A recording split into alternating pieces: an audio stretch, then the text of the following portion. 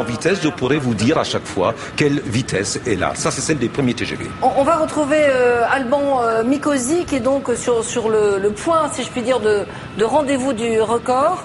Alban, vous m'entendez? Nous, François, c'est facile. Oui, je vous entends très bien, c'est facile. Nous, on attend de voir passer l'avion qui est au-dessus du TGV. Et quand on verra l'avion, on aura l'impression que le TGV arrive. Ce que je peux vous dire, c'est que, vous voyez la foule derrière moi, ils ont pris tous les espaces possibles. À mes côtés, il y a même une dame, je vous l'avais promis, qui est prête avec sa bouteille de champagne à fêter cette réussite. Oui.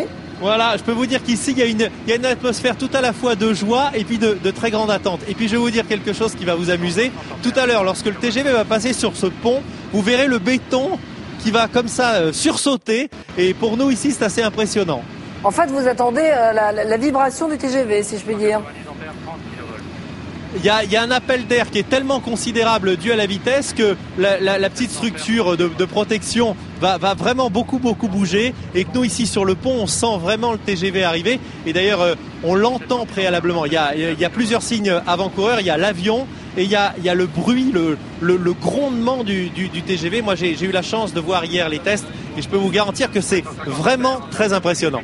Et on revoit à nouveau dans sa cabine Éric Piézac avec ses autres copilotes, si je puis dire. Alors on est à 400 km/h, le point... C'est le record de 80. C'est le record de 80. On arrive au point de... Voilà l'avion qui annonce, si je puis dire, le train. Et c'est là qu'il faut vraiment mettre toute la puissance, Clive. Absolument, parce que là, on va arriver au record de 88. Effectivement, d'ailleurs, on l'a même déjà dépassé, vous voyez. Là, et effectivement, la puissance, donc là, à mon avis, les 19 mégawatts y sont. C'est-à-dire les 19 millions de watts. Oui. Je vous signale que votre radiateur chez vous fait 2000 watts. Là, nous consommons 19 millions.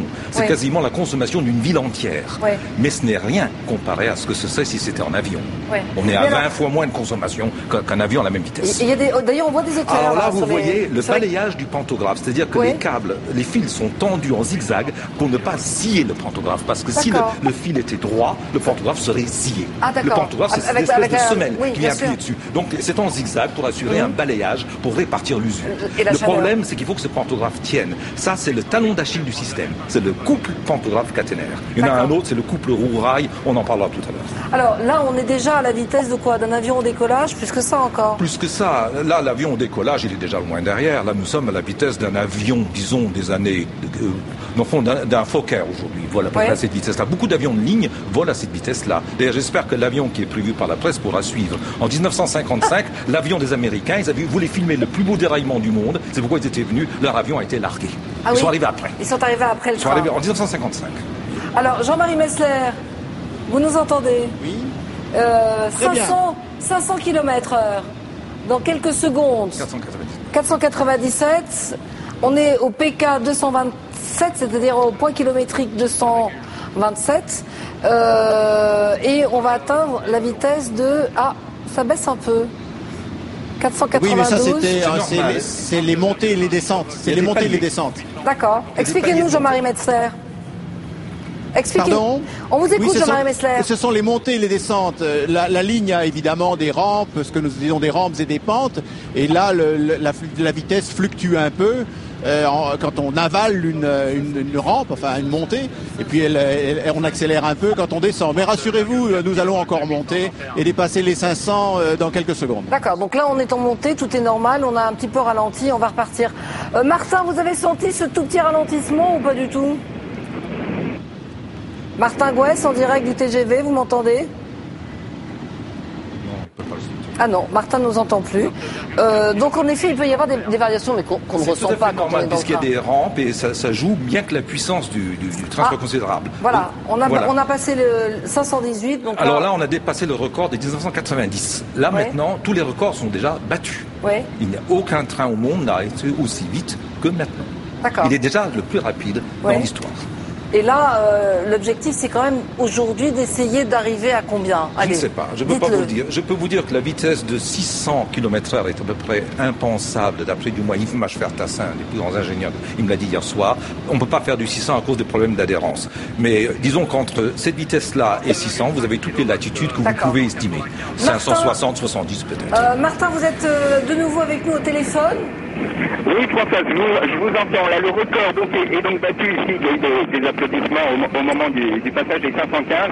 Maintenant, tout le monde est de nouveau nerveux. La vitesse est vraiment phénoménale. On a une impression de vitesse quand on est assis dans ce TGV phénoménal. On est légèrement écrasé contre son fauteuil. On sent bien les virages. C'est vraiment très très impressionnant et la vitesse qui augmente toujours. Comme je vous disais tout à l'heure, la comparaison avec les astronautes, vraiment on n'en est pas loin, on a l'impression d'être vraiment dans une fusée. Donc vous êtes bien assis et collé au fauteuil, Martin. On a perdu Martin Gouas. Mais il faut dire que cette vitesse, c'est pas évident non plus de garder. Ce n'est pas évident de garder des liaisons. Vous pouvez remarquer le défilement des supports de caténaire. Vous voyez, c'est absolument extraordinaire. Il ponctue toutes les secondes. Vous voyez, absolument. Voilà. Le bruit doit être absolument infernal depuis l'extérieur. J'ai assisté au record à 515 en 90. C'était absolument assourdissant. C'est vrai. Et les cailloux du ballast volent sous les têtes. Ils sont entraînés par le vent de la course. Jean-Marie Messler, vos impressions en voyant cette progression continue? Vous croisez les doigts? Je dis jusqu'où iront-ils? Non, mais voilà, tout se passe bien. 560, nous y voilà. Des applaudissements autour de nous, car dans la salle de presse, tout le monde est rivé sur les grands écrans. Et à chaque seuil de vitesse, voilà les applaudissements successifs. Record de 81, record de 90. Et puis le record de jeudi dernier, puisque nous avons été à 568 et des poussières. Nous voilà à 567. Jouer son va-tout. Alors c'est maintenant que tous jouent. Absolument. Soit on décide d'arrêter, soit on continue. C'est le va-tout complet. Alban Mikosi. Françoise, pardon de vous interrompre Françoise, mais le voilà au bout de la ligne droite. Effectivement, c'est pour ainsi dire une fusée sur Terre. J'imagine que vous voyez cette image extrêmement spectaculaire. Alors il passe à notre hauteur. Ah, c'était extraordinaire. Vous avez entendu peut-être quelques applaudissements autour de nous, mais ici surtout, aussi on applaudit. Vraiment, il est passé d'une manière extrêmement spectaculaire. Je peux vous dire que ici c'est vraiment très très impressionnant. Vous savez à quelle vitesse il est passé? En tout cas pour nous, on n'avait jamais vu un train passer aussi vite. Et ils ont fait 574. Hein. Ah non, manifestement là ils réduisent. Il y a coupure de traction là. Ils réduisent. D'accord. Ils considèrent que 574 c'est sans doute en effet l'objectif qu'ils souhaitaient obtenir. 574 en miles, ça fait. Je n'ai pas ma calculette avec moi, mais... On va dire que c'est pas très loin de 350, donc ça devrait plaire au marché américain. Pour conclure, Monsieur Metzler... C'est plus de 355 miles, tel que je les ai calculés hier. Donc c'est un chiffre rond, intéressant pour la communication, mais surtout une merveilleuse...